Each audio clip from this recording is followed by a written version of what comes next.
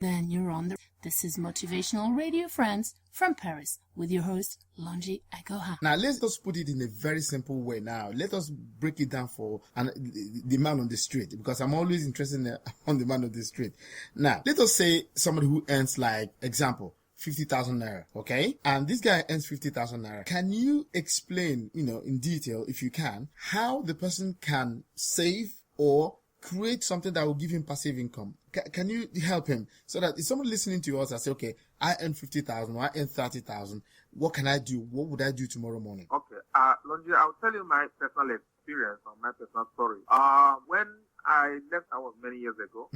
I started working. My first salary, my first income, paycheck was about 9,000 naira. Mm-hmm. Of course, then 9,000 naira was a lot of money, but that was just 1999. And then I rose through the system and got to the point where my monthly inflow salary was over 500,000. Mm-hmm. What is I was still broke. Of course, my lifestyle has changed. My responsibility of course has changed. There's this Parkinson law that says when income increases, expense will follow. Sure. So it's simply saying it's not how much I earn that is the problem most of the time. Though it's good to have as much as I can. Usually the problem is not how much I earn. I've seen bricklayers, I've seen vulcanizers, I've seen drivers build their own house and yet highly paid upward by now they're living in rented apartment. So there's much more than how much I earn. And then it will be about how do I spend what I earn. So yes, let's take it 50,000 may not be such a big amount of money called salary, but I can tell you the starting point is recognizing that there are people that earn 30,000 naira and we go to the same market. Right. So I start by asking myself, if I had earning 30,000 naira a month, what are the things I would do? One, I'll look for a bigger job, right? Mm-hmm. A job that pays higher. Mm-hmm. Two, I'll try to live within what I have now. Three, I can go borrowing to subsidize or to augment my 30,000 a month. Now, the third option me a financial slave because I'm going to be indebted and then, of course, over a period of time, I'm going to lose the capacity to borrow because if I'm not able to pay back, then nobody will go and give me more. Second option says I go and get a higher paying job and all that. Of course, I don't have unlimited number of hours needed to work. Someone says I live within my means. So the first starting point is to tell myself the truth. You can't spend the money you do not have. So I simply tell myself I do not have 50,000. I have 30,000. It's a thing of the mind. The same way the guy that has 500,000 struggles to live within 500,000, the same way the man that has 50,000. The point is to account for what comes. I take a piece of paper and I sit down to write down where does this 50,000 go at the end of every month. I want to see. And then I begin to ask myself, this expense and this expense, what value is it bringing to my life? Can I live without it? All I'm trying to look for is to find how I can create a reserve. Because once I create a reserve, I cannot have the capacity to take advantage of opportunity. And so even if there's an opportunity that will help me to be financially free, is always beyond reach. Why? Because I don't have the funds to take advantage of them. I find a way to make sure that I don't spend everything that comes in at the end of the month. It's hard. I can accept that. It's difficult. It takes a lot of discipline. Okay, so not spending more than what you have. That's the first rule. Don't spend more than 30,000 naira, right? Yes, for a guy that earns 50,000 naira. Okay, very good. Then, if that's the case, would you recommend saving, or would you recommend creating passive income? Which one is better, or which one is the best? It's not a case of either this or that. It's a case of this and then that. You can't create passive income if you don't have savings. Mm-hmm. I think I need to repeat that again. Without having a reserve, reserve is talking about accumulated savings. Without having a reserve, you don't have the capacity to create passive income because passive income is talking about having assets. You need to fund the assets. It's simply saying the first step to take is to find a way to begin to create reserve. And then the second step is to make sure that the reserve stays as a reserve. It is not something I put just aside to spend later. If I have people who said to me, you know what, I'm trying to do the best I can, and then what do? They move of their salary to a savings account, and then they have ATM card. Of course, your guess is as good as mine. At the end of the month, the money is gone. Why? Because when they finish spending their salary, the one they have with them, what do? Of course, they go back and use the ATM to access the funds they have in their savings account. So what do? We teach people how to create what we call an escrow account. An escrow account is an account that has a mandate that will not allow you to. Of course, you may not like. You are likely not to have an ATM card, so you don't have easy access to the funds. And two, you may have a checkbook, but the checkbook does not make it a sole signatory. It's still your money, but there's a level of control that is established that makes it impossible for you to access the funds at the snap of a finger. That way, what is in your savings is safe from. That's the discipline part of it. After a while, get used to not having access to that fund, and then you allow it to accumulate.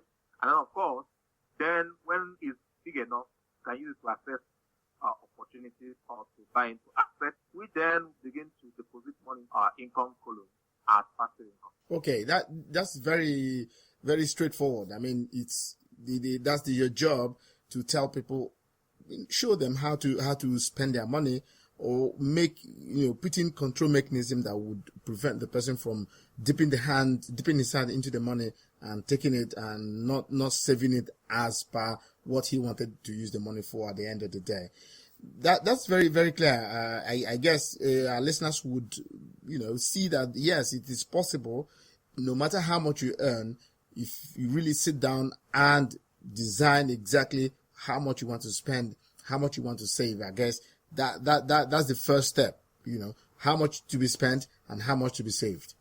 Yes, and I think also for me, when I discuss with clients and fees and all that, one of the things that I help them to, I used to draw out their motivation is to tell them the realities that could become their life. Say, for example, someone says he doesn't understand that I can't save a penny or a cover out of my salary now. I have so much expense, I have so much dependence, I have this, I have that.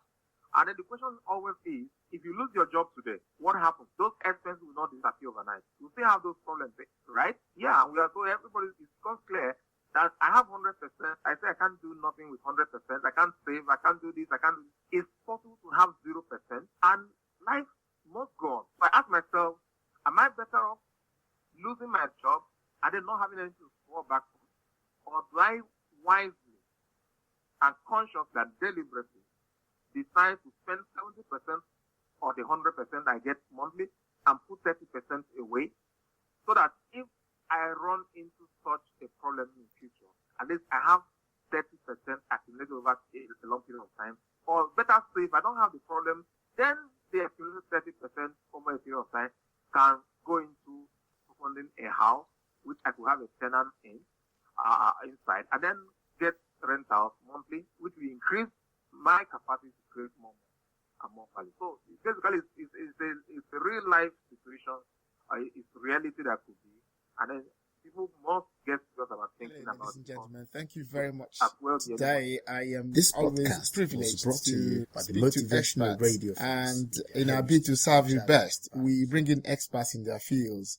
And today, I am privileged to be speaking to an expert, a financial expert at that, who is Emeka Nwankwo, who's going to speak to us about financial mastery. And all of us, I think, would need to have some financial knowledge. And so he's going to give us some of it today, and we would learn from him, I guess, a great deal. So, Emeka Nwankwo, how are you today? Good evening. Okay, good evening. Could you introduce yourself to our listeners, please? Okay, my name is Emeka Nwankwo. I live in Lagos, Nigeria. I am a financial intelligence coach, a wealth creation. I work with only mobile professionals, helping them with their finances in shape, and to get mastery over their finances, and then help business on the next phase and get. Okay, very good. That's very, very sharp and definite. How would you, in a very, very nutshell, define financial mastery? How do you define that? Because people who are on the street who do not know exactly what finance is all about, because I guess it's a big word, how do you make it very plain for a very simple person on the road? Okay, the word financial mastery actually encompasses, talks about two words. One is finance, which basically is talking about the business of money. Okay. How it affects your life, how it gives you options, and how health like gives you shelter over your health, make your children go to the best school in the world. And then mastery, talking about control, knowledge, skill, and capacity to learn.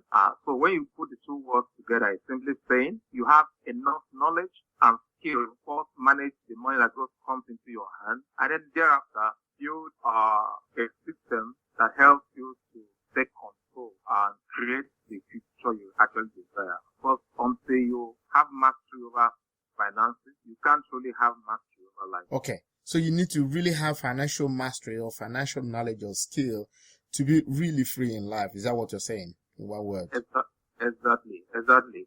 Because money makes the world go round. Basically, if you don't master money, money will have to master you. You determine to a great extent how you live your life, how well off and how quickly you can get to retire from active service, where you spend your next vacation. Just exactly what your life will turn out to be, basically to a great extent determined by how much of cash comes into your hand and how it helps you to create the options you desire in life. So it's a basic course that everyone should take. Unfortunately, it's not taught in any school in our system. Some of us go to school for 18 years and never get to study about yet that's important as oxygen that would. You're just hitting the nail on the head in the sense that the reason why we go to school, in fact, is to look for money or to find money at the end, isn't it? And so it has escaped the school authorities or those who design our syllabuses to inculcate money into the picture or into the system, whereby that thing you're going to look for at the end of your school or your diploma, I mean, nobody teaches you how to look for it. That is really very funny, isn't it? It's really very funny. I find it very difficult to understand why no school or very few schools have offered that option of money, finance, or knowing the skill to have to really get the knowledge that will make you become, I don't know, well off after school. It's very funny. I don't understand that. Some school of thought feel is a conspiracy. Some feel is sort of an oversight, an innocent oversight on the part of the school administrators and policymakers. Some feel is a mixture of both. Whatever it is, most of us don't get to learn about money until out of school. And then we go job hunting, and then we get a job, and then we get our first paycheck. Now we have money in our hands, and yet we're not skilled. We don't know what and really how to relate with money and how to handle money. And there goes a lifetime of struggle with finances, debt, spending, budget expenses. I'm earning so much, and yet I don't have any assets. I don't have cash flow that is in the positive. I'm always in the red. I'm always borrowing and spending on credit. All these are just manifestations of financial ignorance and poor financial education. I tell people, I said, academic excellence, professional intelligence, and accomplishment will never at any point substitute or drive away the need for financial intelligence. Ambitious and motivated are words that describe you best. Then you're on the right place. This is Motivational Radio Friends from Paris with your host, Lonji Agoha. This is very great in the sense that the way you are explaining it, it looks so simple. It makes it very simple. But why is it that people are not keyed into this system? Why is it? Because it looks like very, very simple thing to do in the sense that you just have to sit down and bring on a piece of paper and then say, I want to spend this and I want to save this. Why do people find it difficult to do just that? Like you said, some people say I have this problem, I have that problem, I have this uncle, I have that cousin coming to me and all the blah, blah, blah.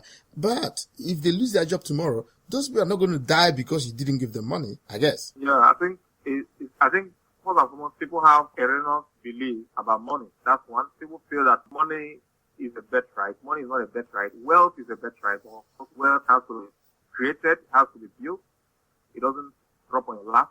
Money is a response to a responsibility. If I'm responsible enough to show up at work for a month, then I get paid for my show of rest.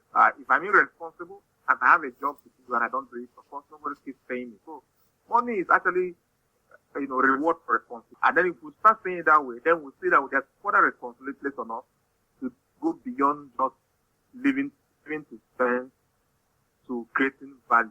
So I tell people the lowest level of relationship with money is spending, because we are all, it's the lowest skill required. Even someone who has no job spends. We are all, tied together by expense. Everybody has expense. Even a lazy man has an expense. A housewife has an expense. Everybody has expense.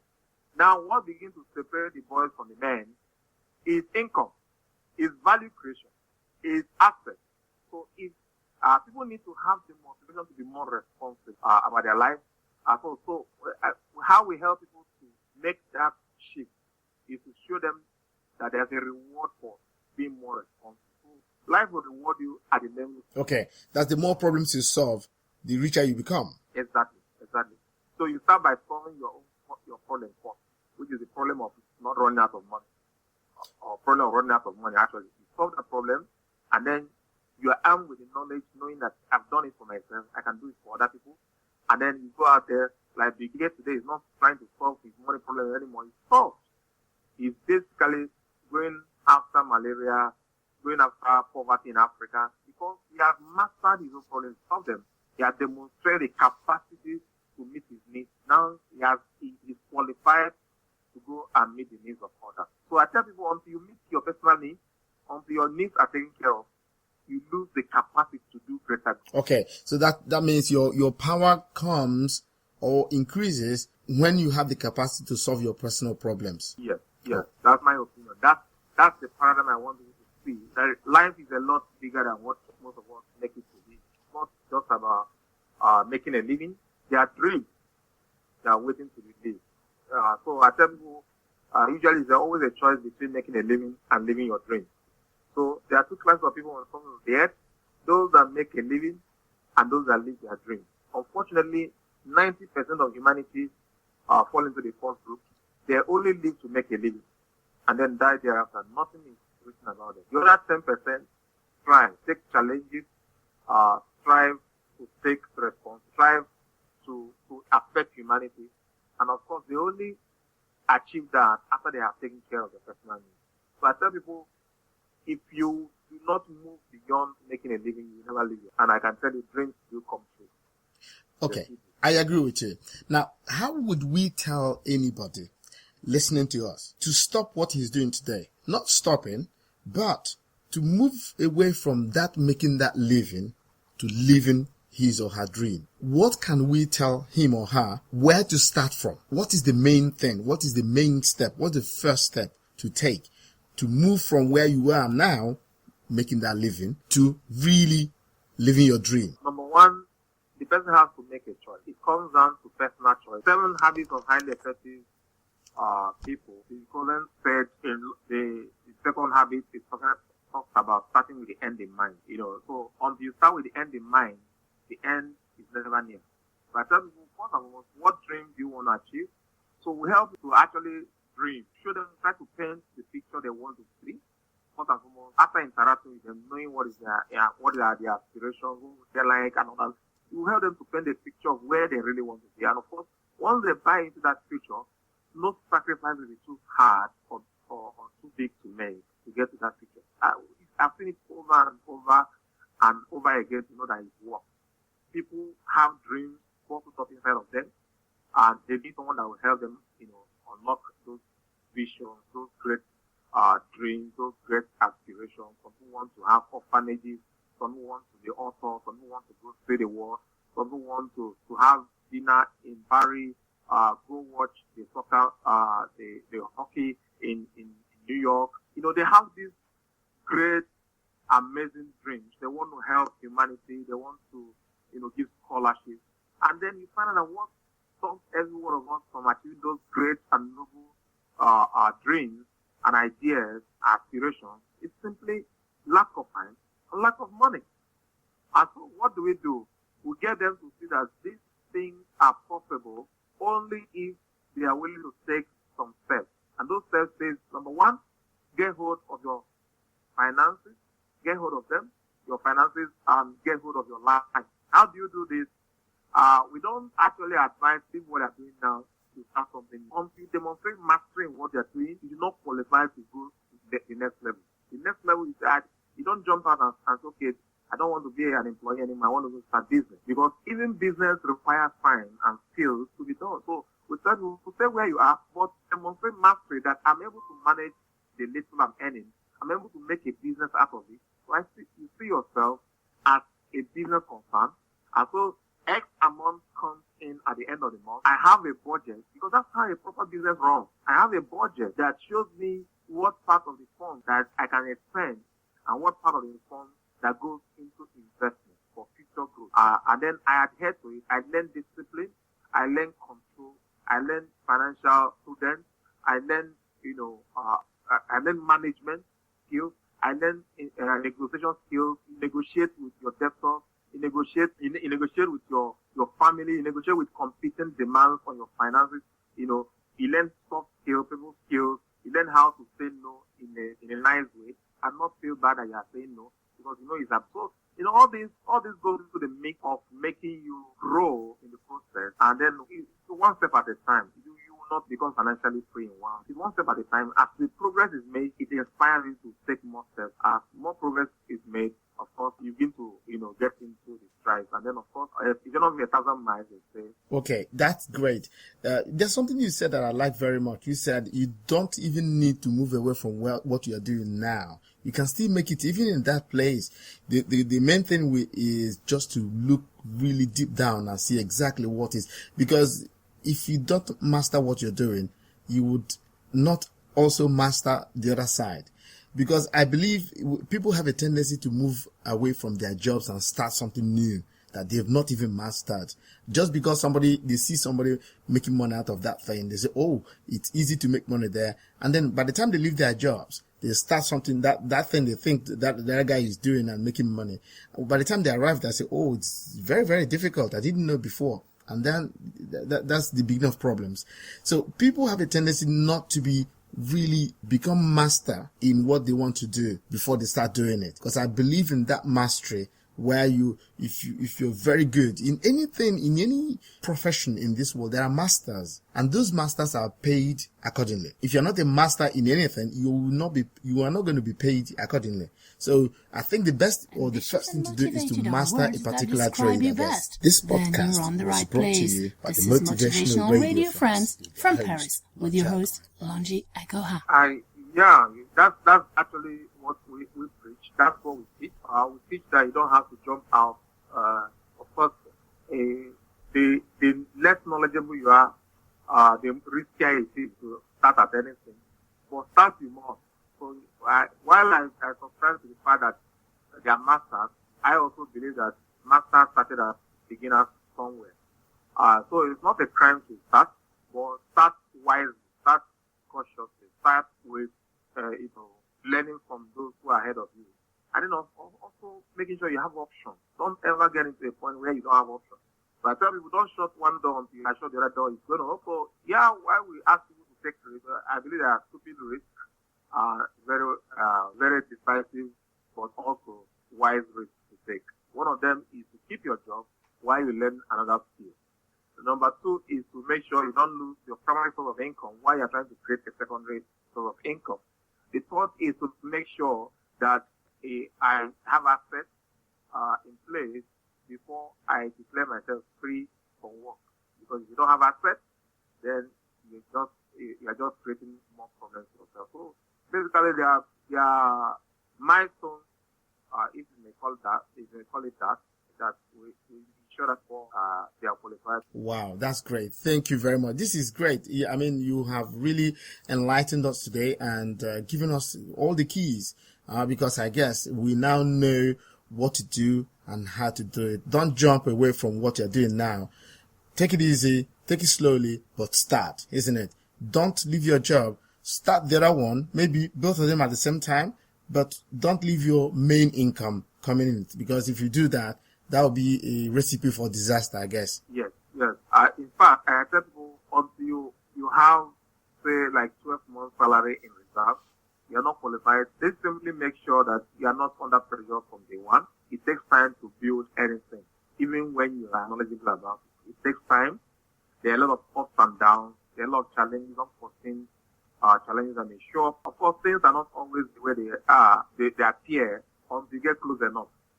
And you will not be close enough until you get involved. So I tell people, make sure you have, that's the desirable to have at least 12 months paycheck in reserve before you start, you end your relationship with your employer, if you want.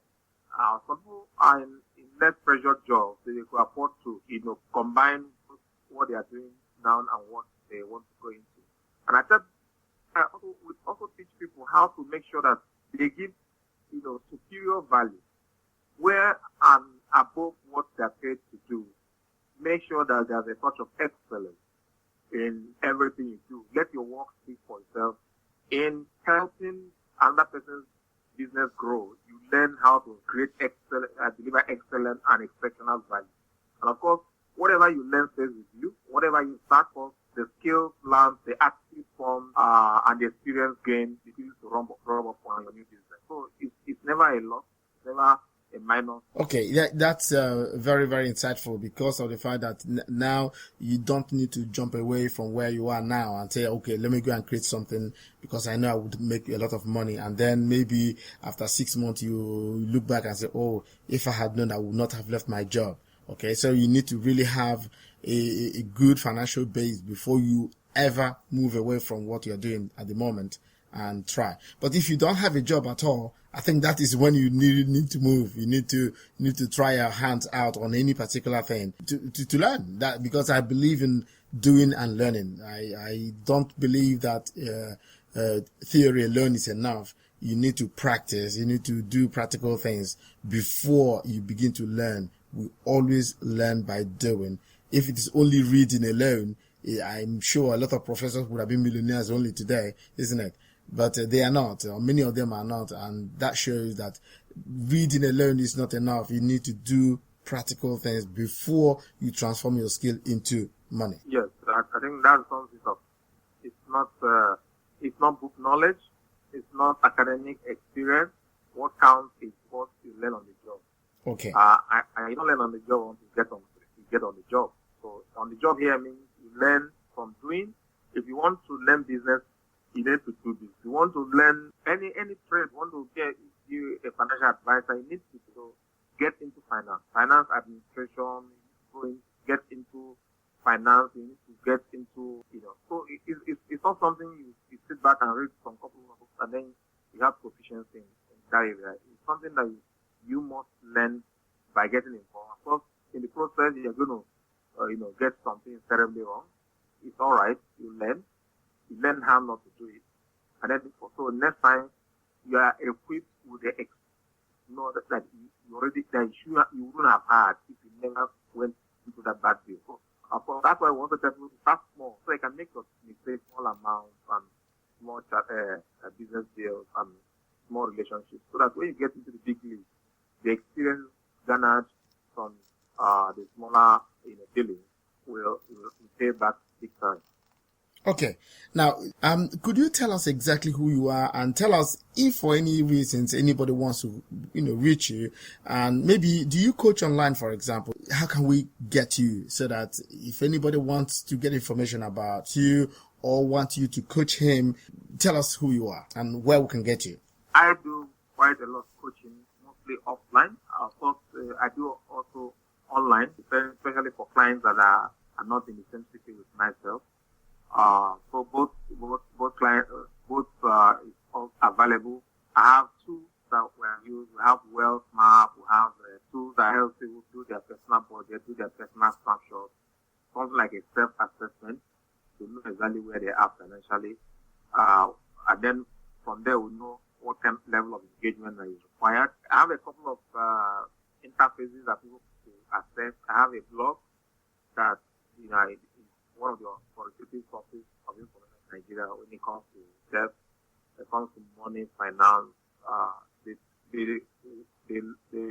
The blog address is www.emekawanko.com. My Twitter handle is at Emewan. I also have a Twitter handle at Wealth Medic. I'm on Facebook, Emeka online. So I could be reached on my Nigerian line +234 8072 690006 any time of the day. I live in the city of Lagos, but I have clients as far as outside Nigeria. So basically, it's not a problem wherever. In today's world, with social media, with technology, the world is one phone call away, one Skype call away, Right. And one chat. And we're just proving that, right? This is a living proof of it. You are in Lagos and I'm in Paris, and we're chatting. That's great. The distance is no longer a problem, isn't it? Right. That's wonderful. So let us go down just a little bit more into this financial mastery. Now, let us say somebody who has financial knowledge already. Do you still have room for people like that? Yes. Don't stop learning. Learning is even myself, I'm still learning. Okay. I don't pretend that to myself at any point that in fact, when you stop learning, you start dying. That's right. I agree with you. So everybody is welcome. I have very knowledgeable clients. I have people who are just starting off, who appear to be greenhorns. It doesn't really matter. Some, all they require is they need someone that will help them to establish some control. They already know what to do, but for some reason they're not able to do them. So they need a third party involvement that can help them establish control and growth. Some who have poor attitudes and they want someone that will help them work on at that. So basically, it doesn't matter where we fall on the spectrum of knowledge. We all keep learning and keep growing. The most important thing is I am passionate that people, take hold of their finance and take personal responsibility for their lives, and then of course drive all the way to financial freedom. That's what I do. That's what I love, and that's what I. Wow! How did you know? Let's dig into your story a little bit. How did you come into financial mastery coaching? Because I know you are an engineer, electrical engineer, I guess. And so, how did you make that transformation from being an electrical engineer to finance? Well, I think I told you a little bit of my Motivated are words that describe you best. This Then you're podcast on the right was brought place. to you by This the is Motivational Motivational Radio Radio Friends from Paris with your host, Lonji Agoha. Hello, ladies and gentlemen. Today you have the opportunity of talking to Mr. Bernard Kelvin Klein, who is a Ghanaian, a motivational speaker at that, and he has accepted to talk to us today about personal branding. So, Mr. Klein, how are you today? I'm good as good here, Longi. I'm doing well, very well here. Okay, good. So, could you introduce yourself to our listeners? Basically, the name is Bernard Kelvin Klein, as you mentioned, and I always say that I open doors for people. I've been writing for the past, it's almost a decade now, and speaking professionally for about 5 years now. And that's what I do. I consult others on social media, on personal branding, educate others on the use of tools and techniques to help them, empower them, and live their God-given dreams, as I always put it. So basically, this is what I do: speaking, coaching, and writing and publishing. Okay. How many books have you published so far? Currently about 13 books now. About 13. Wow, that is very good. You're a prolific writer or a serial writer, I don't know. Thank you for that. Thank you. Okay, good. Now, today we're going to be talking about personal branding. So how do you define personal branding? I'd say in brief, living purposely with distinction. That is in brief. And living purposely with distinction. That's you're living on purpose, but with distinction on every little thing you do. And on the larger things, I say personal brand is a combination of one's skills and talents to produce results that leave the mark and the impression in the minds of others. Okay, so you're living with distinction and leaving impressions. These are two. Exactly. Yeah, they are. Are they connected? Are they one? Are they the same? Living, with distinction and then making impact. Are they connected? If you're living with distinction, it means you're making impact. and that distinction will cause you to stand out in the little thing that you do. Generally, I would say that I normally demystify personal branding. That one, it's not about popularity, it's not about bragging, it's not about showing off, but it's about boil down to basic things about creating value for others. 7 P. These are the key components of what a true brand is. You are living on purpose, you are creating value for others, and you are 7 people. If you be able to achieve all this in any way, it will cause these 3 things. One, to create an impression in the mind of others because you are creating value for them. Okay, and you create an impression and they recognize you for the things that you do. But most of the time, people want to look at personal brand. It's about celebrity, it's about fame, it's about name making, it's about putting names on products and other things. No, it's about just creating value, living purpose, living a fulfilled life. Because you can make the name in the world. I always say that you can be successful, but not fulfilled. But when you seek to be fulfilled, you become successful. So a true brand on purpose, with passion, purposely serving people and creating value. That can be known in a larger scale. It could be in a small circle, as I said, Gordon would say, it could be just a tribe, a group of people, but you are living purposefully. You are serving, creating value for them, and that is your true brand, and that's what it causes you to stand out. Okay, now you've talked a lot about purpose, living purposefully. Before you do that, you need to understand who you are really, isn't it? For you to know that purpose for which you were created to do. How did you determine your own purpose in life? There are a lot of books or resources to help one to find his own purpose in life. And I always like the story that Alan Wynne died. He mentioned that a guy lost a coin in his room, which was dark, and he went out where the street light was to look for the coin. And when the friend saw him, asked, "John, what are you doing here?" He says, "Oh, I'm looking for a lost coin." And he inquired, "Where did you lose the coin?" He said, "In my room that day." So if you lost your coin in the room, why are you looking for it outside? Because you think that's what's happening to most people. They go outside of themselves to seek their purpose. So listen to what people think they should live their life for. But one, you need to look within yourself. You need to look to what I call the God within yourself. If you're a believer, a Christian, you see God. He created you. Go to the Creator to give you the direction of your life, and not you, the creation, determine what you want to do. So first, you seek your God, and you listen to your intuitive internal voice as what God has wired you to be and to become, and you build your path on that direction. If you do so, you are living more on your purpose. You can consider, what are you good at? The old question, what are you good? What are your natural giftings? What bothers you? What problem are you here to solve? All these questions will lead you to find your true purpose in life. Then you begin to pick a career based on those journey that you want to live. Then you because nobody came to this earth by mistake. It was for a purpose. Every single product is for a purpose. A microphone helps you to amplify your voices.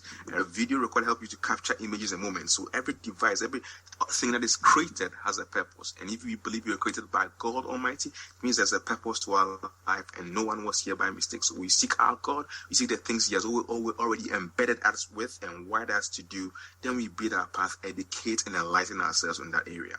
And that's the way to get your purpose. This podcast was brought to you by the Motivational Radio France with their host, Lonji Agoha. Okay, so the question is, how can somebody start branding himself? Give us the ABCD. How do I start? Okay, before we come to that, consciously or unconsciously, everyone has a brand. Okay. So that in this particular age, at this stage, on this page of our lives, you need to then brand yourselves purposely. So on purpose, so you know to consciously know what you want the world to perceive you to be and the mark you want to leave on this earth. Then if you want to, the first key thing is to identify, as we talked about several times, your purpose. Your purpose. When you find your purpose, then you can build your career based on that. If you don't get your purpose, can I cut in here?